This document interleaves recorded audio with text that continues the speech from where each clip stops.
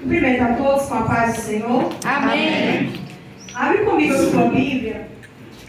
Vou ler novamente com vocês, já foi lido aqui no início, o versículo com o tema da campanha, Mateus 21, 22. Diz assim a palavra do Senhor: e todas as coisas, tudo o que pedires em oração, crendo, recebereis. Agora vai comigo no livro de 1 Crônicas, no capítulo 4, o versículo 10. Primeiro livro dos Crônicas, capítulo 4, versículo 10. Aleluia. Diz assim a palavra do Senhor: e Jabes invocou o Deus de Israel, dizendo: se com a bênção me abençoares e alargares as minhas fronteiras, seja a tua mão comigo e me guardes do mal, de modo que ele não me aflinja. E Deus lhe concedeu tudo o que ele solicitou. Vou repetir a última parte. Aleluia. A palavra diz assim que Jabes orou e o versículo termina: e Deus lhe concedeu aquilo que ele solicitou. Você está glorificando o nome do Senhor nessa noite? Glória a Deus. Glória a Deus. Aleluia. Tu és fiel. Glória. Voltando no versículo tema, que a gente leu primeiro aqui nessa noite, Jesus vai dizer aquele versículo para os discípulos, depois que ele sai do templo, e a Bíblia diz que ao chegar no templo ele vê ali aqueles homens fazendo uso do templo como comércio. A Bíblia diz que ele chega, expulsa ali aqueles vendedores, derruba tudo ali que eles estavam vendendo, e começa a repreender aqueles homens pelo mau uso do templo. E aí Jesus vai dizer para eles assim: olha, essa casa, está escrito que a minha casa será chamada casa de oração. Mas vocês têm transformado esse lugar em um covil de ladrões. O que Jesus está dizendo? Aquilo que eu criei para ser casa de oração, o meu templo, está sendo usado de maneira errada, está sendo usada de maneira equivocada. O uso da minha casa não está sendo feito aquilo que está escrito que seria. Ao invés de ser usado para casa de oração, vocês estão usando para um covil de ladrões, estão usando para comércio, para outro fim que não é oração. E aí a gente traz essa aplicação para a nossa vida hoje. Deus te criou para ser templo do Espírito Santo. A tua vida também representa um lugar de oração, de comunhão com o Senhor. Tudo aquilo que você usar a tua vida, todo o propósito para a tua vida, que não condizer com aquilo que o Senhor te chamou para ser, está sendo um uso indevido. E aí Jesus, após aquele momento ali, Jesus estava passando com os discípulos e ele passa perto de uma figueira. Entenda que nada que está na Bíblia é por acaso, e tudo aquilo que o Senhor permitiu ser escrito é por um propósito. Jesus está passando ali perto daquela figueira junto com os seus discípulos. A Bíblia diz que à beira do caminho havia uma figueira. E aí Jesus olha para aquela figueira, era a única que estava ali com folhas. E aí Jesus chega próximo a ela. A Bíblia diz ali que, humanamente falando, ele estava ali sentindo necessidade de se alimentar.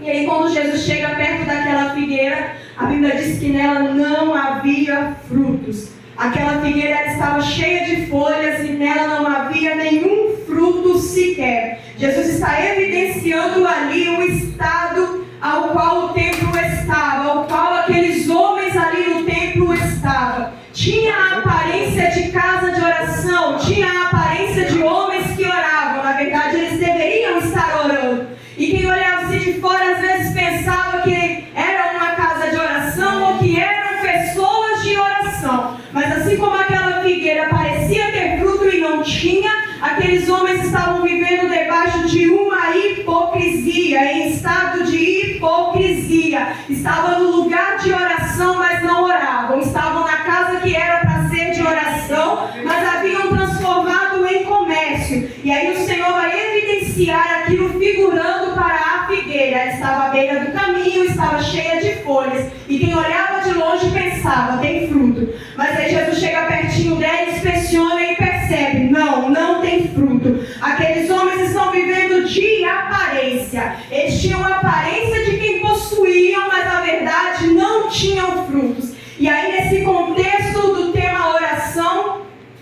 Jesus hoje nos traz essa reflexão. Tem aparência e tem fruto? Ou tem aparência e está vazio? Tem aparência de que ora e realmente ora? Ou na verdade é só aparência e por dentro está vazio? Tem aparência que serve a Deus e realmente serve? Ou só passa a imagem que serve, mas no oculto e no escondido não tem vida com Deus? E aí o Senhor essa noite nos traz essa reflexão. Se fosse nesse tempo e fôssemos representados por uma figueira, como o Senhor representou aqueles homens do templo, qual seria a nossa condição? Teríamos apenas aparência ou o Senhor acharia na nossa vida nessa noite algum fruto? Deus de maravilha, aleluia. A figueira em específico, ela tem uma condição. A natureza dela é, primeiro ela dá folhas, primeiro ela dá fruto, primeiro ela dá fruto e depois ela dá as folhas. Aquela figueira, ela deu folha fora do tempo.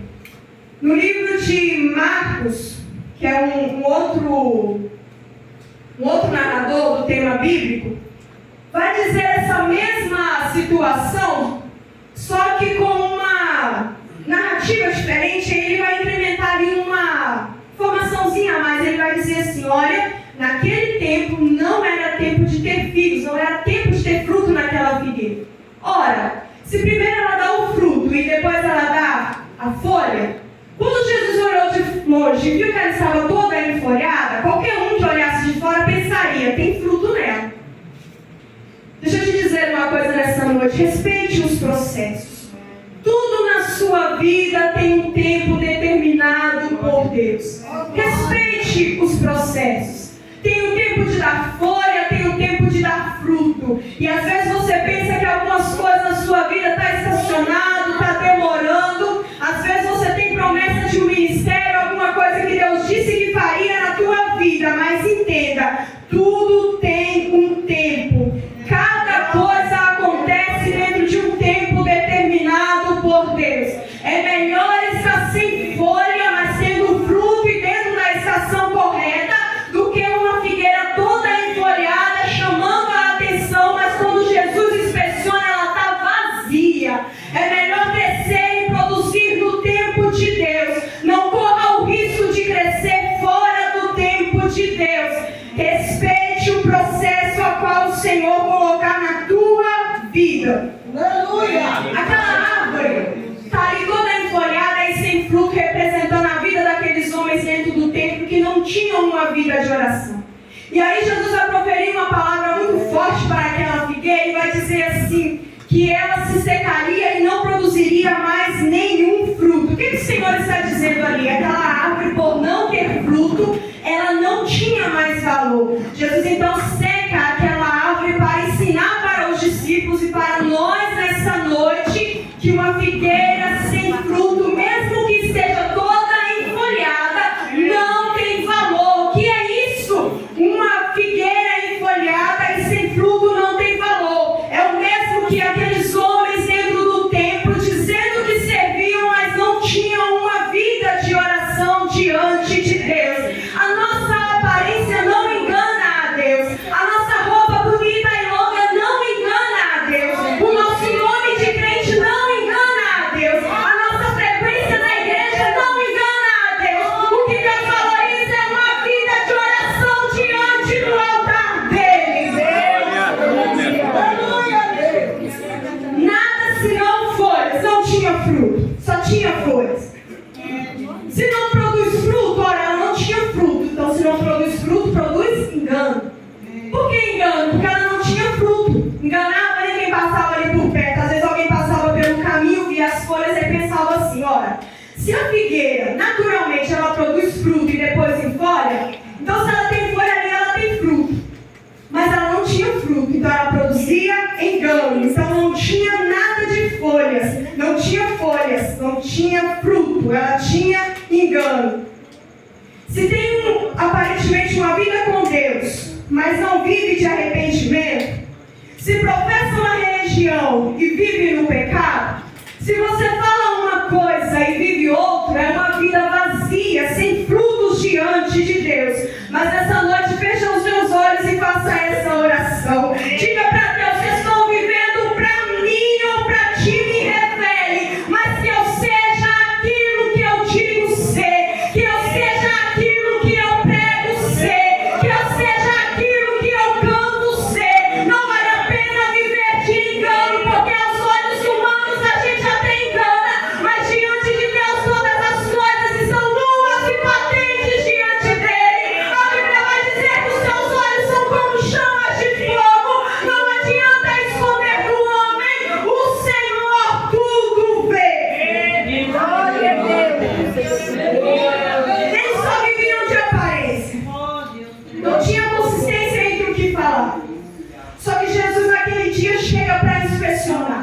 E aí ele encontra o templo sendo ali bagunçado. Onde era para estar orando, está virando comércio. Uma vida que era para servir, está fazendo qualquer outra coisa, mas não está servindo. O Senhor está procurando frutos.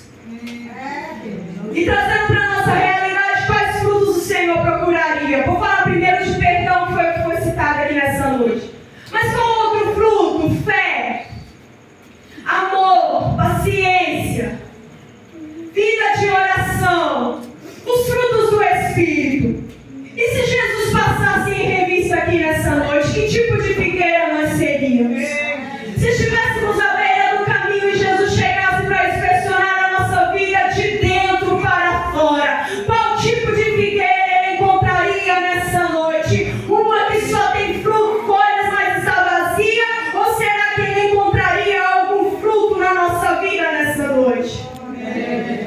Aí o Senhor vai proferir uma palavra contra aquela figueira, para ela se secar e nunca mais dar fruto. Ela permaneceria do jeito que estava. É assim a vida do homem, a vida da mulher, a vida do ser humano, que não aceita receber a graça por parte do Senhor. Alguém que não aceita receber a palavra de salvação, a palavra de mudança da parte do Senhor. E aí o Senhor diz: fica do jeito que está. Apocalipse 22:11. Quem é injusto, faça injustiça. Quem é sujo, suje-se ainda. O que é isso? O Senhor está liberando a palavra de salvação, a palavra de perdão, a palavra de graça, a palavra de restauração, de recomeço. Mas se quiser continuar como a figueira sem fruto à beira do caminho, o Senhor nessa noite diz: fique do jeito que está. O problema é que quando chega lá no livro de Apocalipse, e a Bíblia vai dizer que aqueles que não foram transformados chegam diante dele, o Senhor vai dizer: apartai-vos de mim. Porque não aceitaram ser transformados por Jesus, não aceitaram a palavra do Senhor, não aceitaram ser corrigidos, ser confrontados por ele. Mas aí o Senhor traz uma palavra de esperança nessa noite. A figueira estava na beira do caminho vazia. E para simbolizar aqueles homens do templo que não aceitaram a Jesus, aqueles homens que quando Jesus entrou no templo e revirou as mesas, acabou ali com aquele comércio, aqueles homens rejeitaram a Jesus. Para simbolizar aqueles homens, Jesus diz para a figueira: fique do jeito que está, sem produzir frutos. E a Bíblia diz que ela se seca. Mas para quem tem ouvidos para ouvir a palavra do Senhor, para quem tem um coração aberto a receber a palavra do Senhor, eu te trago à memória o mesmo Deus que fez a vara que pertencia a Arão florescer. É o mesmo Deus que faz produzir frutos na tua vida, ainda que ela esteja vazia nessa noite. Se você receber essa palavra no teu coração, o mesmo Deus que pegou a vara de Arão e fez ela florescer, muda o estado da tua vida nessa noite. Ainda que chegou aqui vazio, sem fruto, o Senhor transforma a sua realidade nessa noite. Glória a E Deus. aí é nesse contexto que o Senhor Jesus vai entrar falando de oração. Os discípulos ficam maravilhados com o que Jesus falou e aconteceu. Só que Jesus vai dar uma lição ali. Tudo aquilo que ele falou foi para glorificar o nome de Deus. E aí quando a gente entra nesse contexto de oração após esse episódio, a gente entende que o Jesus está ensinando que aquilo que ele falou foi para glorificar o nome do Senhor. E aí ele está falando de oração. Jesus está deixando uma outra lição. Tudo aquilo que você orar, que for para glorificar o nome do Senhor, Jesus vai fazer. Em Mateus 21:21, ele diz que se orar, até as montanhas sairiam do lugar. O que ele está dizendo? Vai ser realizado. E ainda que tenha dificuldades, ela vai ser removida. O Senhor está dizendo: se você tiver fé em orar, esse monte vai ser transportado. O Senhor está dizendo: você ore, ainda que tenha dificuldades, como se fosse tirar uma montanha do lugar, a mão do Senhor vai remover através da sua oração.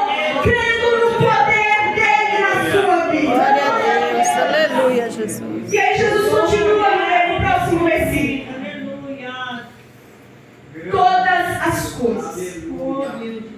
Entenda que todas as coisas não é tudo o que você quer para satisfazer o teu ego. Não é aquilo que você pede para suprir um capricho, uma vaidade sua. São todas as coisas, mas todas as coisas que glorifiquem o nome de Deus. Aleluia, Deus. E aí talvez você me pergunta assim, mas como conseguir orar correspondente à vontade de Deus? Como saber orar de forma que isso glorifique o nome de Deus? E aí o versículo continua. São todas as coisas que pedis em oração. E aí quando você entra no contexto de oração, oração não é simplesmente algumas palavras que você diz, mas oração é uma conexão, uma comunhão com o Pai. À medida que você vai orando, você vai criando relacionamento. À medida que você vai orando, você vai criando intimidade. Está vendo por que é difícil orar? Às vezes você dobra o seu joelho e a sua mente vagueia tudo quanto é lugar, mas não consegue fixar na oração. Às vezes você está ajoelhado para orar e aí o seu corpo físico não suporta. Você tem que levantar. Às vezes você está de joelho orando e acontece alguma coisa para te interromper. Entenda que oração não é algo somente material ou físico, não.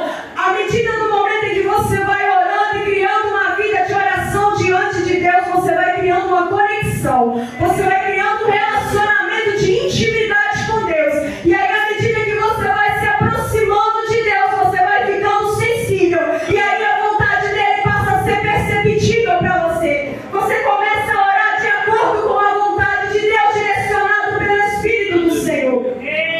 Já não é mais as tuas emoções que direcionam a tua oração. Não são os teus caprichos e a tua vaidade que direcionam a tua oração. A partir de agora, depois que você cria um vínculo de comunhão e intimidade com Deus, o Espírito do Senhor vai te direcionando na oração e você vai conhecendo a vontade de Deus para a tua vida. E aí, nesse momento em que a tua oração alinha com a vontade de Deus, no momento em que a tua oração consegue ser correspondente com a glória de Deus, não tem nada que consiga deter alguém que ora em intimidade profunda com Deus.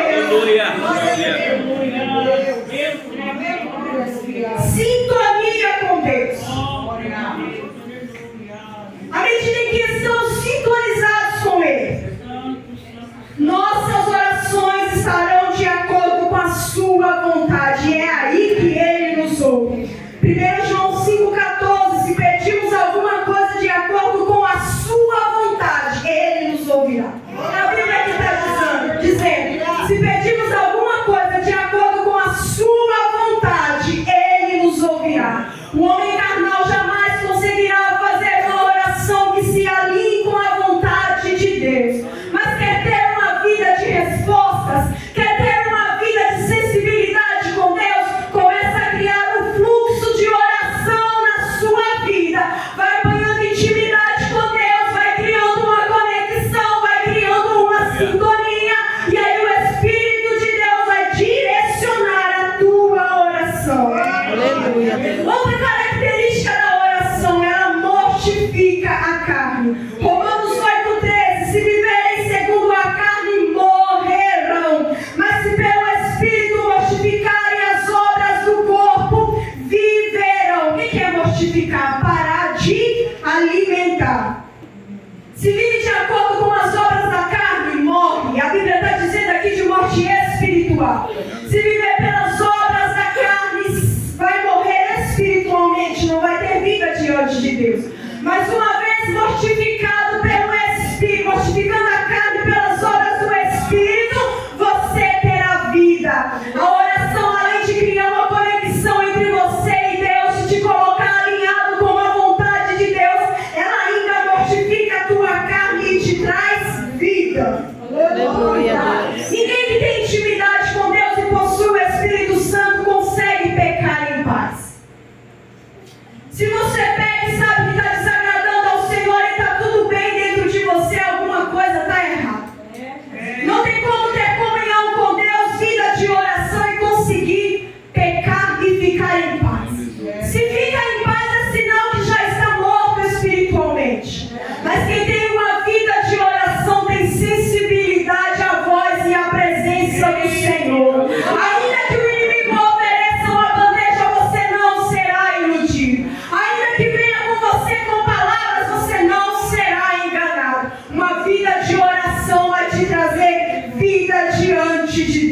Glória a Deus. E aí o versículo continua, tudo que pedires em oração, e aí ele fala, crendo, ou seja, com fé. Tiago 6:8, peça com fé não duvidando. E aí a Bíblia vai dizer que quem duvida é inconstante. À medida que você tem uma vida de oração e alcança ali uma comunhão com o Senhor, você começa a orar de acordo com a vontade dEle, mas você também precisa crer.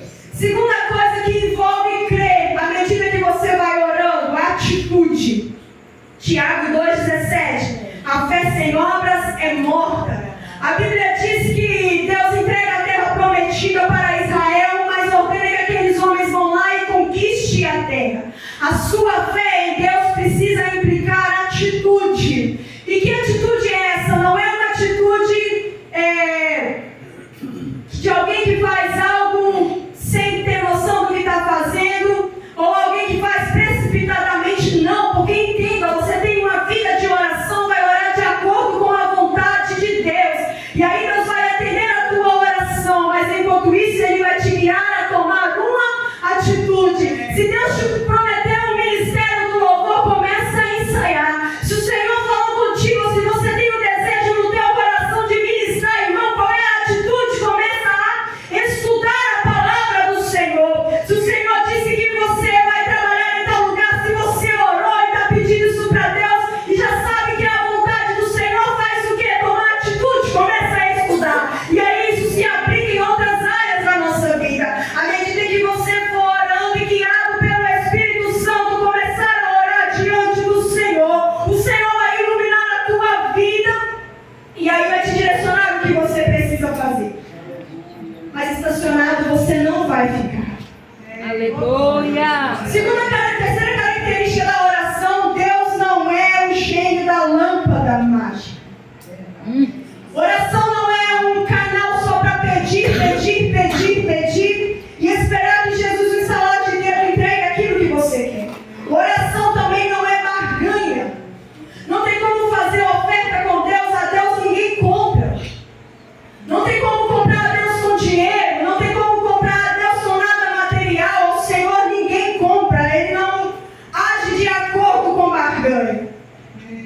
Oração, primeiro, é para ter vida de comunhão com Deus.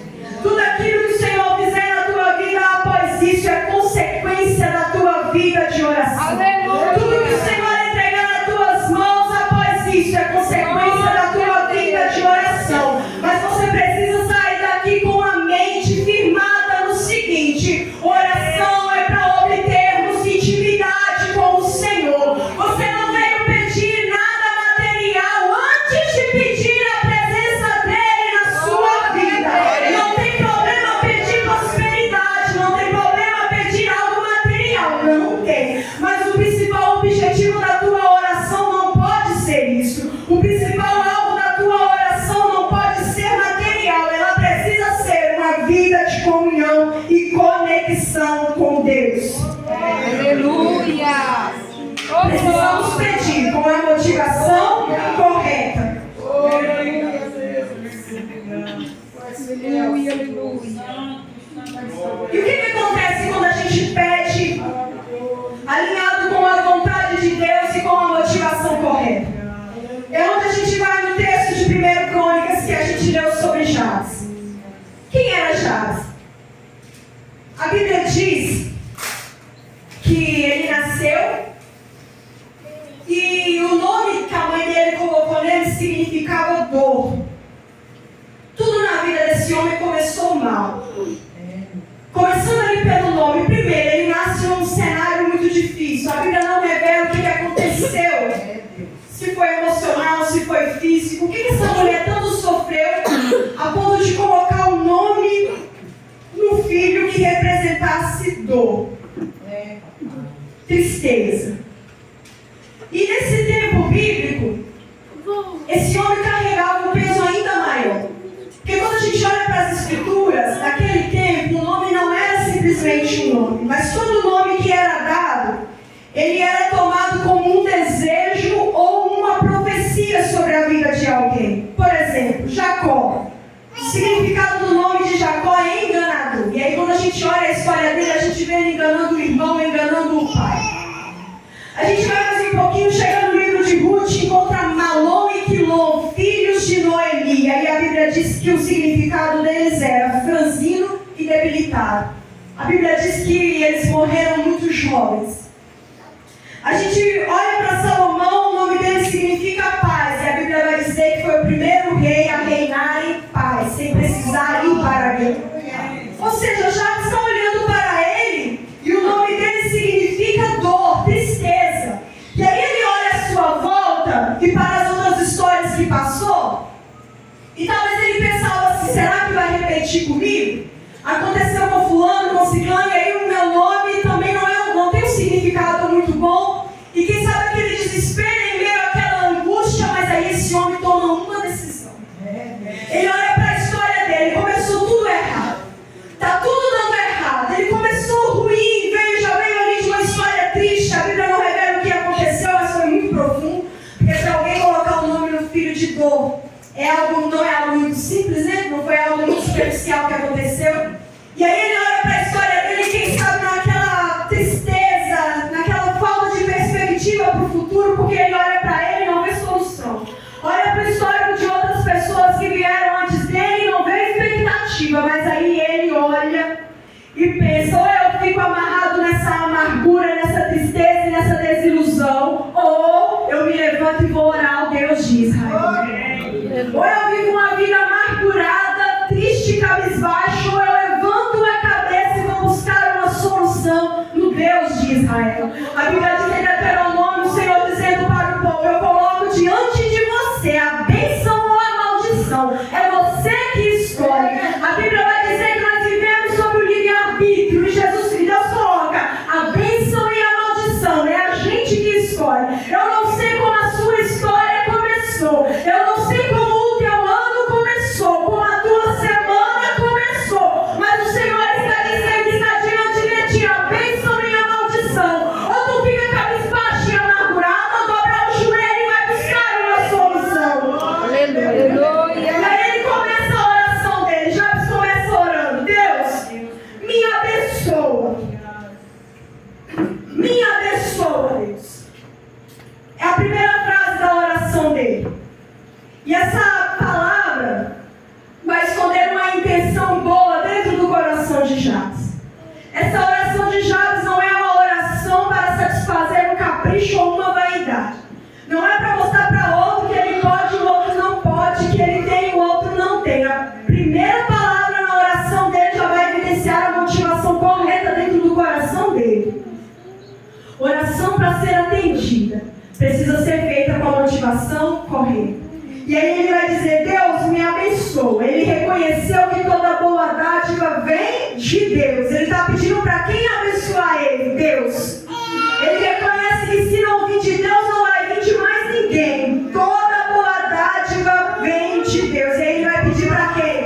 Para Deus. Deus me abençoa. Outra coisa, ele pede para Deus. Ele não vai aos deuses dos povos vizinhos pedir para a imagem ou a escultura. Ele não vai em outro lugar pedir para outro Deus que está sendo adorado em qualquer outro lugar. Ele vai fechar os olhos, elevar os pensamentos ao céu e vai orar ao Deus de Israel.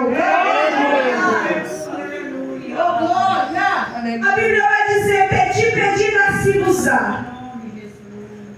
O que ela está dizendo? Pede para você poder receber. É como se no céu tivesse um lugar repleto de bênçãos e elas estivessem guardadas para a tua vida.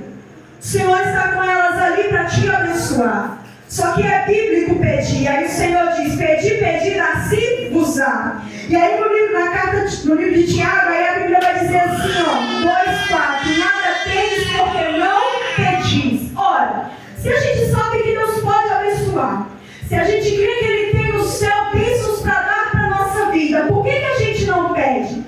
Provavelmente por um desses 3 motivos. Primeiro, porque pelo nome e pela história não se acha digno. Às vezes você olha para a sua vida e não se acha digno de pedir. Talvez viveu um passado no mundo e agora está na presença do Senhor, mas aquele passado ainda escraviza a tua consciência e você acha que não pode pedir porque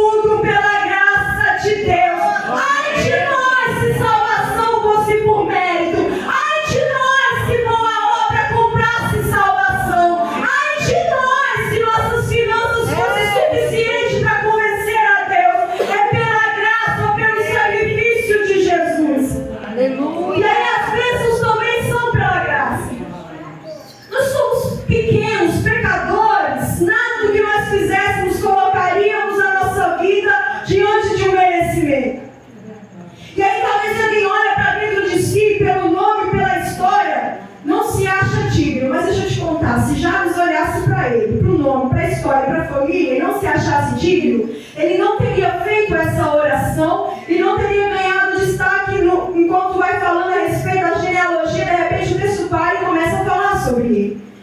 Ele fez uma oração porque ele acreditou que ainda que ele não merecesse, ainda que o nome dele dissesse ao contrário, Deus tinha bênção e era poderoso para abençoar a vida dele.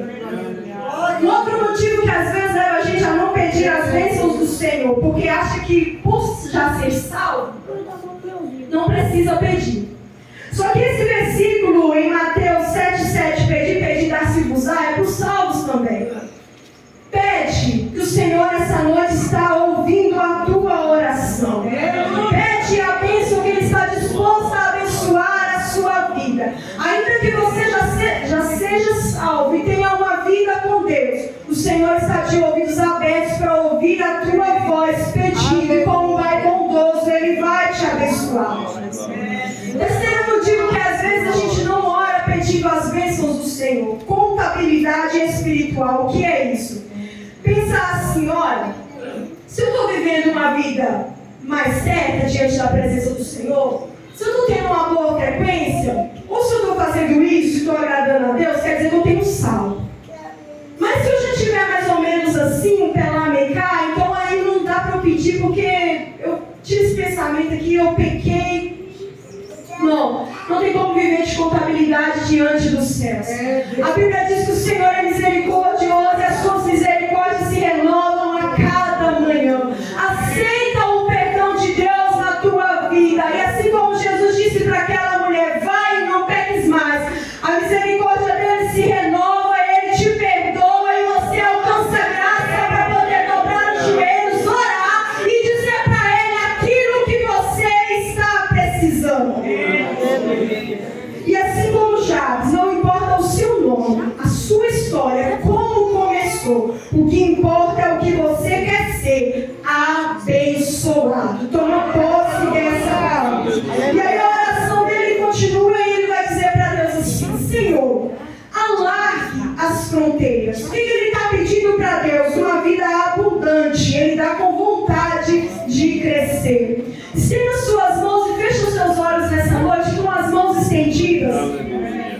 Tudo aquilo que Deus colocou na sua mão é seu território. Jabes recebeu uma terra ali em Canaã, quando a terra prometida foi dividida. E aí ele está olhando para as fronteiras, para aquilo que Deus colocou nas mãos dele, e está dizendo assim: dá para expandir, dá para aumentar.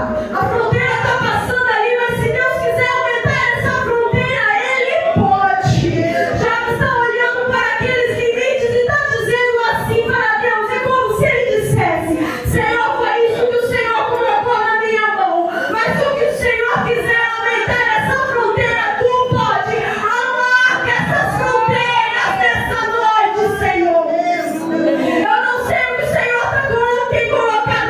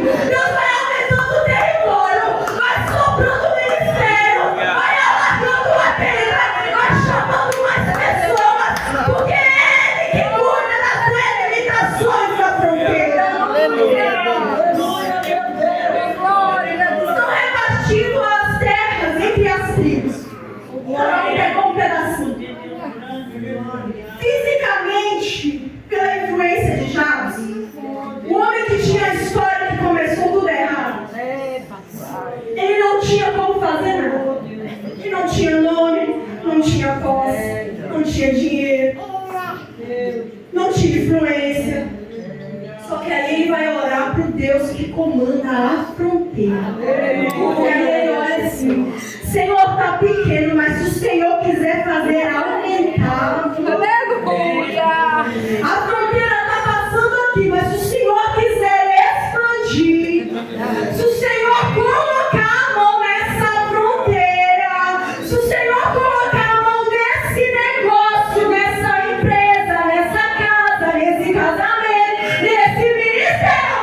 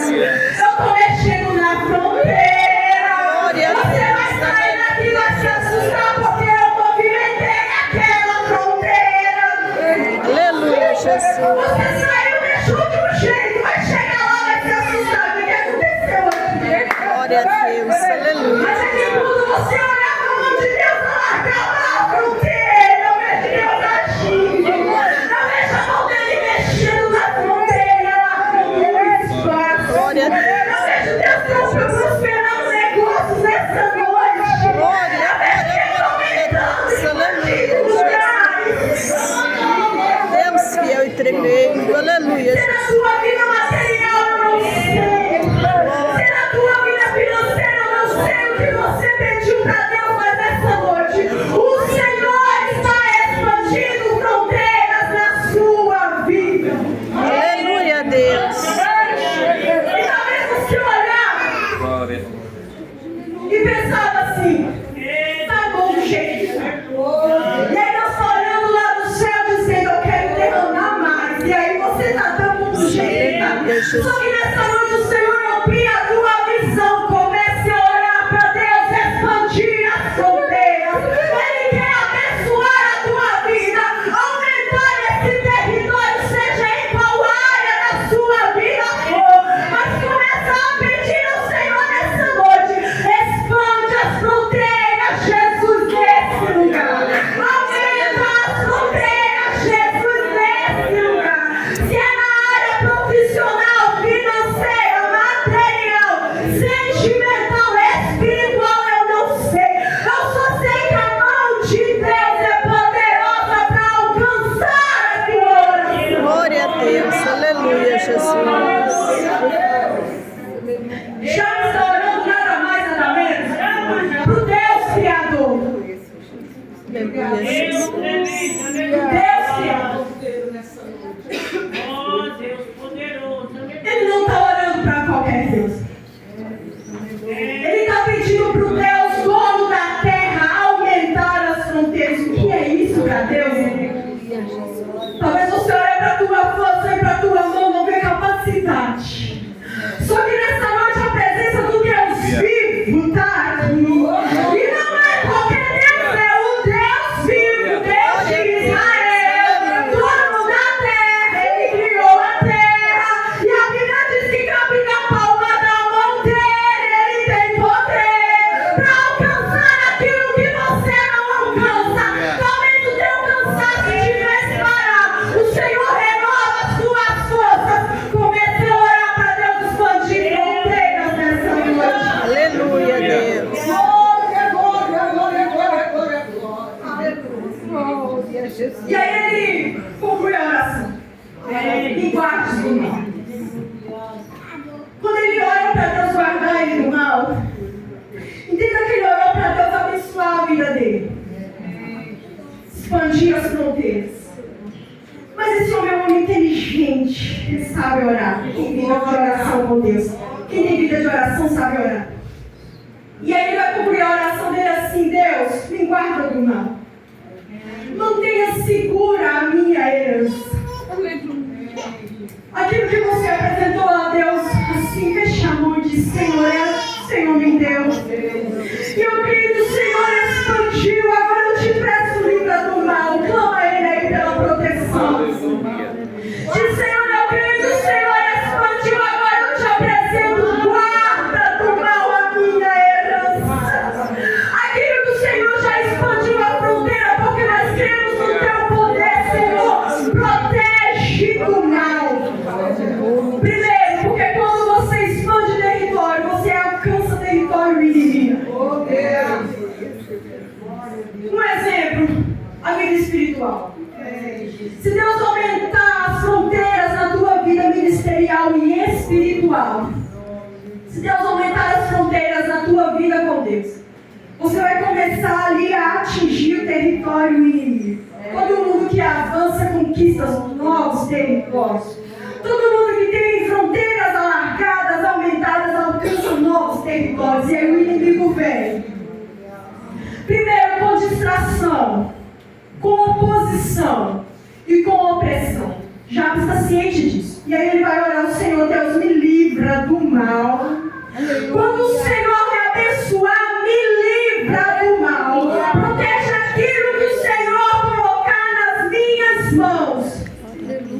A motivação com que Jabes ora para o Senhor livrar ele do mal: primeiro, ele declara uma dependência. Ele sabe que Deus é poderoso para dar, mas Deus é poderoso para guardar também. Outra coisa, ele está evidenciando o senso de dependência. O que é isso? Não é porque Deus entregou que agora ele está autossuficiente, não.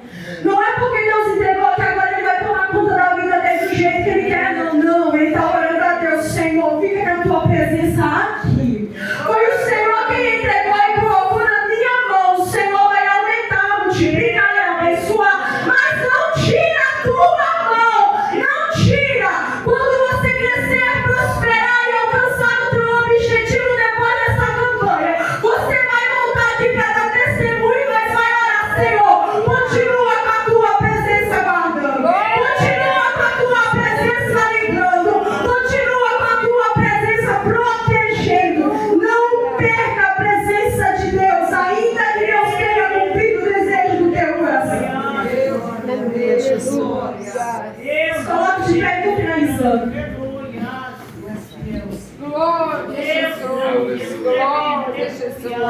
A palavra do Senhor diz que o Senhor muda a história daquele homem. Começou tudo errado. O nome dele já não ajudava. Já era uma profecia evidenciando, já era um nome evidenciando o que aconteceu no passado e uma profecia para o futuro. Só que aquele homem, ele decide orar ao Senhor e apresenta diante dele a vida dele e aquilo que ele possuía.